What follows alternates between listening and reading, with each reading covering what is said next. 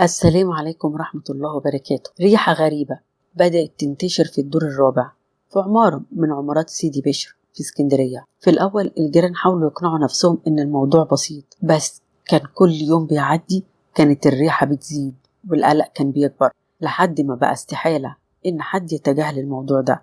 والأغرب إن صاحبة الشقة ما كانتش شخصية عادية، دي كانت سالي الجباس، محامية حقوقية معروفة شغلت مناصب مهمة داخل نقابة المحامين، وعرفها ناس كتير من خلال نشاطها في العمل العام.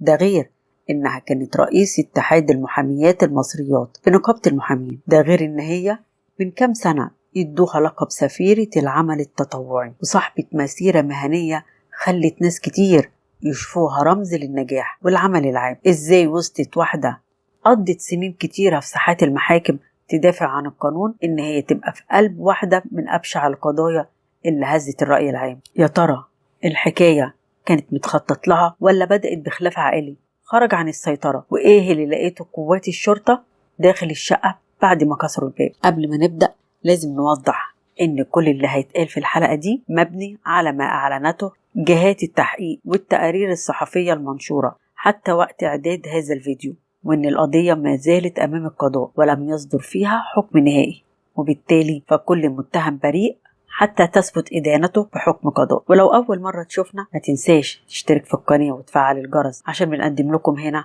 أشهر القضايا والملفات الغامضة، معتمدين على المصادر المعلنة ومن غير تهويل أو اختلاق أحداث. ونقول بسم الله الرحمن الرحيم. نبدأ القصة من أولها في العمارة رقم 17 في الدور الرابع في سيدي بشر في شارع العاشر من رمضان في اسكندرية. السكان شموا ريحة وحشة، جابوا البواب وطلعوا الدور الرابع.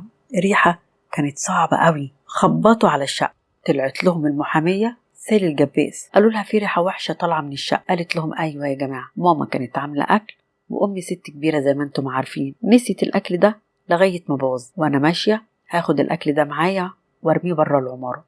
السكان كلهم كانوا بيخافوا من سالي جدا، وكانوا بيعملوا لها ألف حساب عشان سالي كانت بتعمل مشاكل كتير أوي في العمارة. آخرها إن هي ضربت واحد جارها بالسيراميك وعملت له محضر. كانت عاملة مشكلة مع مامتها كانت اتجوزت واحد أخد منها فلوس كتير، فراحت سالي ضربت جوز أمها، وجوز أمها أخد عليها حكم. سالي اتجوزت مرتين واتطلقت في المرتين، وعندها بنت ربنا يرحمها يا رب كان عندها شلل دماغي، والبنت ماتت أثناء العلاج. مرت سالي بظروف نفسية صعبة قوي، مرة بسبب طلاقها ومرة كمان بسبب بنتها اللي ماتت. كتبت في مرة بوست على صفحتها قالت مش قادرة أقاوم وكلام كتير جدا، ولمحت إن هي عايزة تتخلص من حياتها. ناس كتير قوي سندوها وعبروا لها إنهم قد إيه بيحبوها قوي. نرجع تاني لحكايتنا. الجيران لما شموا الريحة خبطوا عليها وطلعت لهم وقالت إن هي تاخد الأكل ده وهترميه بره العمارة، ولأن هي بتاعت مشاكل. مر يوم والتاني والتالت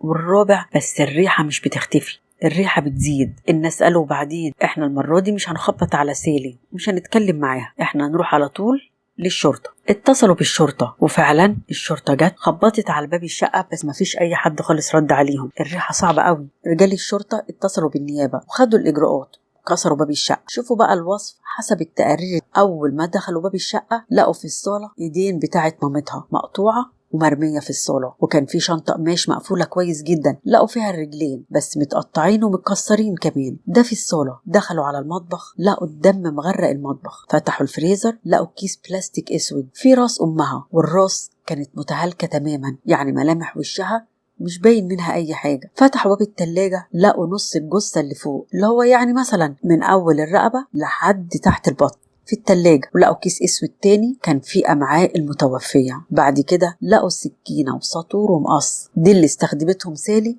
في تقطيع الجثة. تم القبض على سالي، ووفقا لاعترافات منسوبة ليها حكت عن تفاصيل واحدة من ابشع الجرائم اللي هزت اسكندرية. سالي الجباس اعترفت قدام جهات التحقيق ان هي قتلت مامتها جوه الشقة اللي كانوا عايشين فيها سوا، وقالت انها في البداية كانت خناقة عادية، خناقة ما بين أم وبنتها بسبب خلافات قديمة، بس للأسف الخناقة تحولت لجريمة. وحسب اعترافات سالي يوم 17/7/2026 تعدت على والدتها بالضرب، وبعدها خنقتها لحد ما ماتت. الحكاية ما خلصتش لحد كده، بس اللي حصل بعد كده هو ده الصدمة الحقيقية. بعد الوفاة اعترفت إن هي استخدمت سلاح أبيض وقعدت يومين بحالهم تقطع في جثة أمها قبل ما تسيب الشقة وتهرب. تم تداول بعض التقارير إن هي كانت بتمر بظروف نفسية صعبة، لكن لا يمكن الجزم بإن ده كان سبب الجريمة. الأمر ده بيحددوا التحقيق والجهات المختصة. قررت نيابة المنتزه أول بالإسكندرية حبس المتهمة سالي الجباس 4 أيام على ذمة التحقيق.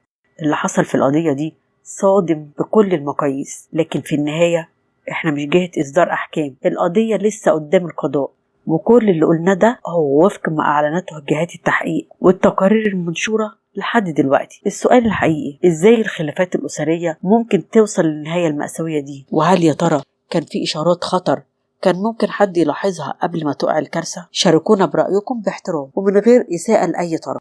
احنا هنا مش بنحكم على حد، القضية كلها أمام القضاء ولسه للحكاية بقية. بس تابعونا واشتركوا في القناة علشان يوصل لكم كل فيديوهاتنا. والسلام عليكم ورحمة الله وبركاته.